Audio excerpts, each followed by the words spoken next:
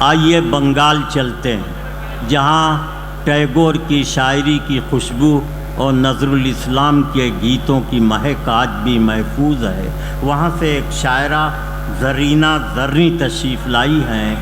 میں ان سے گزارش کر رہا ہوں کہ وہ تشریف لائیں اور اپنی ہی طرح خوبصورت کلام پیش کریں لال قلعے کے اس تاریخی مشاعرے میں۔ جناب صدر صاحب، اسٹیج پر بیٹھے ہوئے تمام شورا حضرات اور محترم سامعین، السلام علیکم۔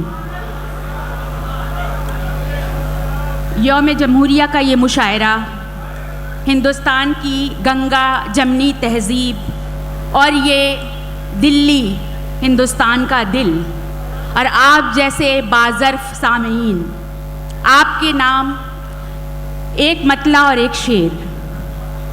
مطلع ہے: شام غم کا مداوا کرو دوستو، شام غم کا مداوا کرو دوستو، مشعل دل جلایا کرو دوستو۔ شام غم کا مداوا کرو دوستو، مشعل دل جلایا کرو دوستو، سانحِ عرض جاں سے لپٹتے رہے، سانحِ عرض جاں سے لپٹتے رہے، حادثوں پہ گزارا کرو دوستو، سانحِ عرض جاں سے لپٹتے رہے، حادثوں پہ گزارا کرو دوستو۔ ایک نظم آپ کی سماعت کی نظر آپ کے توسط سے میں تمام عالم انسانی تک پہنچانا چاہتی ہوں۔ نظم کا عنوان ہے دل کی پکار۔ اکثر ہی ایسا ہوتا ہے جب آگ اچانک لگتی ہے، معصوم ستائے جاتے ہیں، مظلوم جلائے جاتے ہیں۔ اکثر ہی ایسا ہوتا ہے جب آگ اچانک لگتی ہے، معصوم ستائے جاتے ہیں، مظلوم جلائے جاتے ہیں۔ بے وجہ گھروں میں گھس گھس کر مذہب کی دہائی دیتے ہوئے دامن کو نچوڑا جاتا ہے، آنچل کو بھی نوچا جاتا ہے۔ آنکھوں کے تارے ٹوٹتے ہیں اور خون کے آنسو بہتے ہیں، آنکھوں کے تارے ٹوٹتے ہیں اور خون کے آنسو بہتے ہیں۔ میں اکثر سوچا کرتی ہوں، میں اکثر سوچا کرتی ہوں، ان آگ لگانے والوں کے گھر بار سرکشت رہتے ہیں۔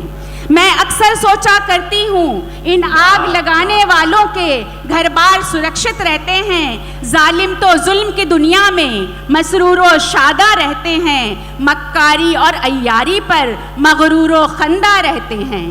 سوچو تو ذرا اے فلسفیو، سوچو تو ذرا اے فلسفیو، اے علم و ہنر کے رکھوالو، کیا مذہب ایسا کہتا ہے؟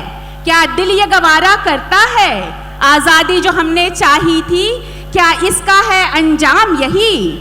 کیوں بھول چکے ہیں ہم سب کیوں بھول چکے ہیں ہم سب ہم سب ہی ہندوستانی ہیں۔ یہ فرقہ پرستی کی لعنت انسان کی دشمن جانی ہے۔ آؤ کہ مل جل کر اب ہم ایک نیا اتہاس بنائیں، دھرتی پھر سے سورگ بنائیں، کڑ کڑ میں ہم پیار جگائیں۔ پیار میں اپنی عظمت ہے، پیار میں اپنی عظمت ہے، بھائی چارہ رحمت ہے، بھائی چارہ رحمت ہے۔ شکریہ۔ بہت اچھے زرینہ زرنی صاحب، کیا کہنے